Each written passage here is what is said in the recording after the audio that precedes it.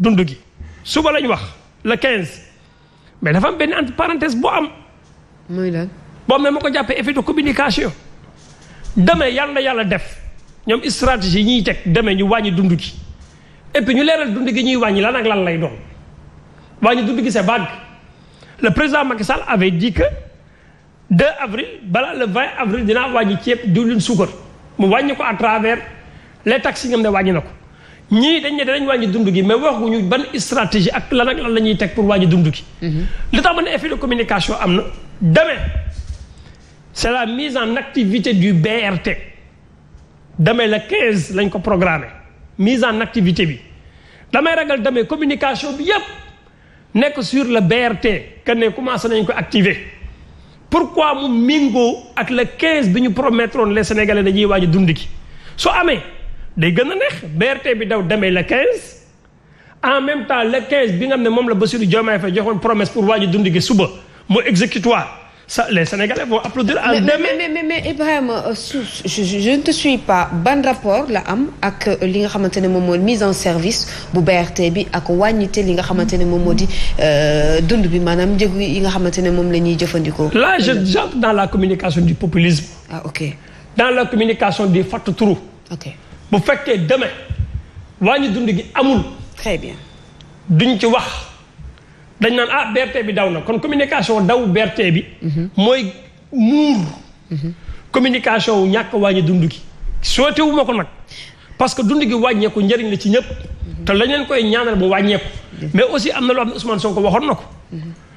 ne woon na ne ci benn déclaration ba mu mujjee xool léegi que ne wàññi dund gi. mais mënuñu xëy rek mu wàññeekoo noonu dafa am ay paramètres yoo xam ne mooy tax dund wàññeeku soo xoolee conjoncture internationale bi fi am. très bien. loolu ku ne gis na ne Ousmane Sonko justifié wu na. très bien que ne xamoon na ne aussi wàññi dund ce ne sera pas du tic au tac mais dans lu munti am. mooy nañu ñaan yàlla suñu borom ñoom caniveau yi nga xam ne moom lañ teg. en tant que des inspecteurs des domaines et des impôts. très bien xam ne Sénégal dëkku taxal te ñu am bunt bu ñuy wàññi taxes yi. yàlla na effectif te je pense bien que dinañ ko wàññi bu baax a baax. objection. rejeter pour donner la parole. non objection c'est important c'est important. oui vas-y Salou. vas-y. avec ta permission. oui bien sûr. mais man jusqu'à présent j'ai pas encore entendu le président et son gouvernement dire que le 15. ce sera la baisse effective du prix des denrées. Mais il a donné rendez-vous au Conseil des ministres. Le communiqué du Conseil des ministres dafa ne que ni le président jox na instruction premier ministre ministre du commerce ak ministre des finances pour ñu proposer ko un plan opérationnel avant le 15 mai de lutte contre la cherté de la vie. contre la cherté du prix des denrées. Mais il a donné la date du 15, ça veut dire quoi? Je dis, on lit français pour comprendre français, pour dire français et le traduire en wolof. Je dis, on a dit dans le communiqué du Conseil des ministres que le président Bassirou Diomaye Faye jox na ndigal premier ministre du finance ministre des budgets du ministre des finances et du budget ak ministre du commerce de lui proposer avant le 15 mai un plan opérationnel bi nga xam ne dafay soxal la lutte contre la cherté du prix des denrées. Opérationnel le mot opérationnel lu muy signifier foofu. mais Fatima je dis. Fatima vous êtes journaliste. bien sûr. je dis. Encore une fois, de lui proposer un plan opérationnel avant le 15 mai de lutte contre mooy est-ce que foofu c'est de lui proposer un plan pour que la date du 15 mai que prix des denrées wàññeeku. ci information dans tous les cas ils sont en train de faire. li nga xamante ne moom moo jëm ci wàllu wàññi li nga xamante ne je cherche pas à plancher ou à ne pas plancher. Je dis moi je reviens. si li nga xam ni. mooy li ma non la c'est-à-dire que li ma jàppee man xam nga ko. li ma jàppee ni man le fait. est contenu dans le communiqué du Conseil des ministres. parce que tamit xam nga duñ fi waxee ni président Diomaye annoncé na la baisse du prix du pain.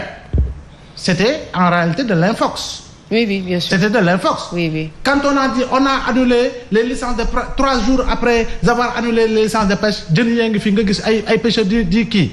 Fake news la. Bien sûr. Parce que c'était pas des images récentes. Oui. On ne peut pas arrêter lu jëm si wàllu pêche 3 jours après mu am ay jën. C'était fake news la woon. C'est ça. lii wax tamit que ni wax nañu ni le 15 mai. ceeb diwlin suukar wala xawma ciment wala fer day wàññeeku mais dans la lecture dans la compréhension sémantique si on reste dans le champ lexical dans le contenu et dans le contenant et dans les orientations c'est-à-dire ce qui est écrit est écrit. Il y a pas de date butoir pour non je dis foofu noonu mais si je lis man li ma comprendre dëggoo xëy na man sama tubaaba suufee yéen seen tubaaba kawe mais dañ ne avant le 15 mai de lui proposer avant le 15 mai un plan opérationnel de lutte contre la cherté du prix des denrées mais il n'est pas dit que c'est le 15 mai parce que xam nga man la lay wax chez nous en réalité il y a une rumeur que l'on distille et malheureusement assez souvent la rumeur que l'on distille on y va avec émotion à telle enseigne que là en réalité c'est la raison qui est réelle. Parce que rumeur bu ñu distillé dañuy dem après ñu koy partager ndoot. mais ci bi comme ça a été écrit en conseil des ministres je pense pas que ne mën nañ ko qualifier comme rumeur wala je me trompe. Non je dis la rumeur justement oui. c'est la baisse. Oui. Du prix des denrées le 15 mai. Mais le fait qui est vrai et qui est vérité mooy la proposition du plan opérationnel de lutte contre la cherté des denrées avant le 15 mai.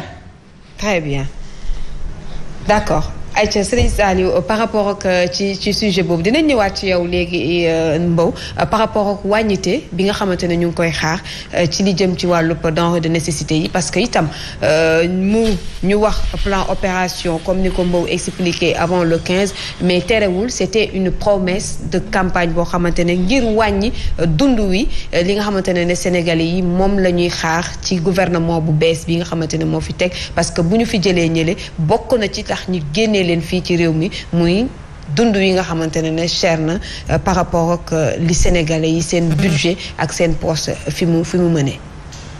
Il faut toujours commencer par les inflations. On ne peut pas parler d'une situation te duñu wax li ko waral. addina bi moo toll foo xamante ni si sëriñ mu ngi koy indi sànq guerre Russie-Ukraine bi Russie-Ukraine dafa impacté ci addina bi ci lu baree bari. demoon na ba en Europe bi nga xamante ni si yu baree bari fa lañ koy jëlee di ko indi dañu doon régulariser seen wàllum jënd. booy dem ci grande surface yi dafa am looy mën a jënd ak loo xamante ne da ngay bàyyi ngir ñi ci des